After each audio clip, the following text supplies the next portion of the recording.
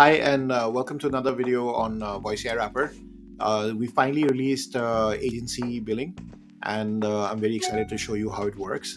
At a very high level, you can either bill clients offline or you can bill clients online using your Stripe account through VoiceAIWrapper. We've also released our pricing models for our product, and I'm very keen to hear your feedback. Let us know in the comments in the video or on our chat channel.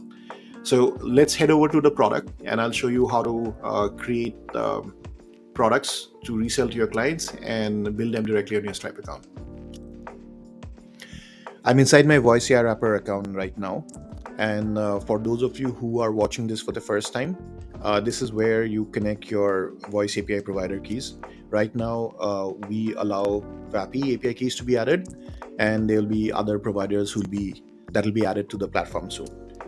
So I've created my vapi API keys, and for this video, I'm going to act like an agency, and let's assume my agency website is superprospect.com. So I've connected my domain in the white label section so that the entire application opens up on my agency domain. And then to connect my Stripe account, I'm going to go over to Stripe connection, add the keys. Once the keys are connected, you'll see a connected message here, right? So now I have a white label account.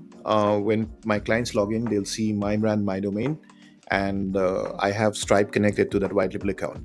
The next thing is to create products which I can resell to my clients, and I can create as many products as I want to. This is the product catalog for this account.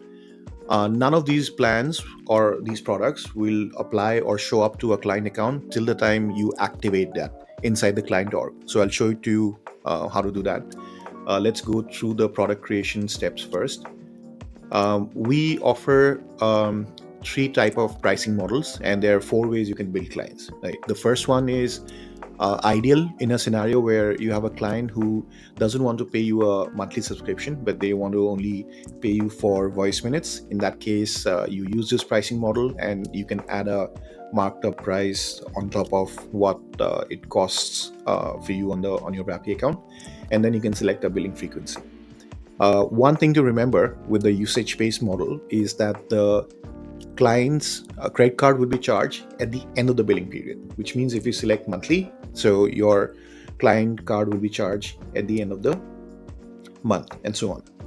The next pricing model is subscription plus overage. This is ideal if you're charging a client a monthly subscription fee for your white label account.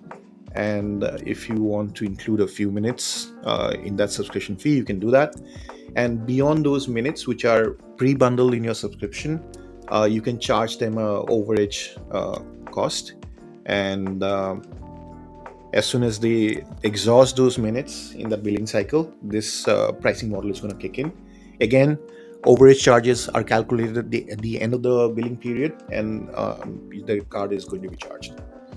The third model is a scenario where you have a client which has varying voice usage, and they want to control how many voice minutes they're buying.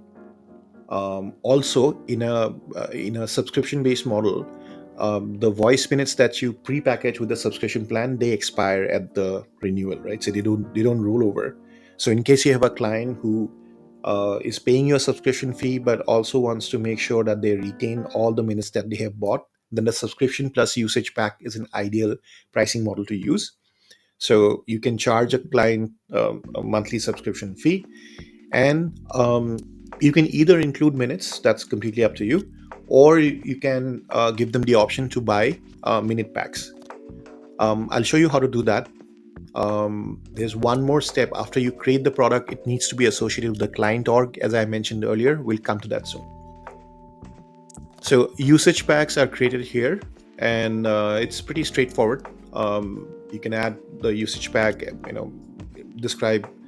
give it a description, and include the minutes that you want for the pricing that you want to offer. Okay, so now since I have my products created, it's time to associate the product with the client org so they are able to pay for that product which I want them to pay for. So I head over to my client org. I've already created a client org for a client that I'm going to onboard, and I've added a user. I can add multiple users and assign them a password so they can log into the white label account. I have allocated resources that I want to be associated with that account. So I have a bunch of agents, and I associated a few agents out of them to this particular white label account. I've also decided um, what features and components I want to be visible when the client logs into their white label account. And now it's time to associate the product that I want to build this client for. So if I had like multiple products in my account, all of them would show up here, and then I can pick and choose which product I want to activate on the client account. So I have just one plan in this video. I'm going to activate this. Yeah.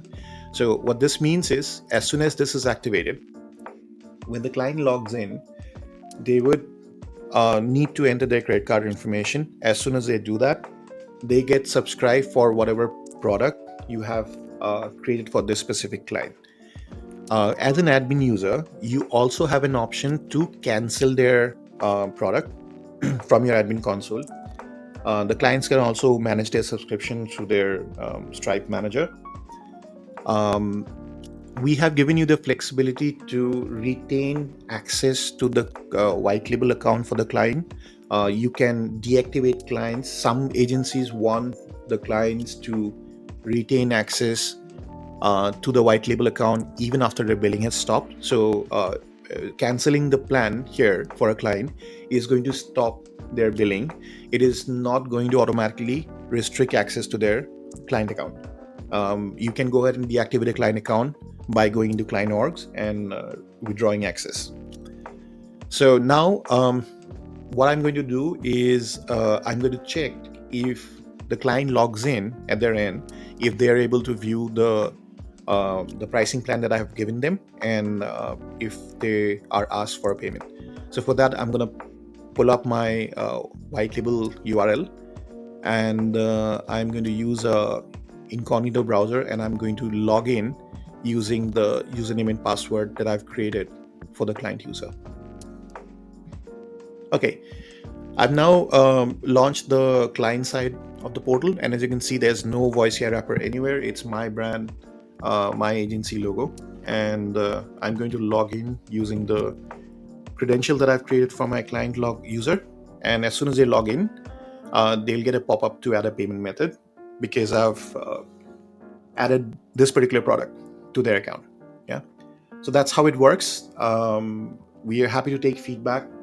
Feel free to reach out to us on our chat module or book an onboarding call with us, and subscribe to this video channel. We'll keep you updated on new feature releases through our video channel.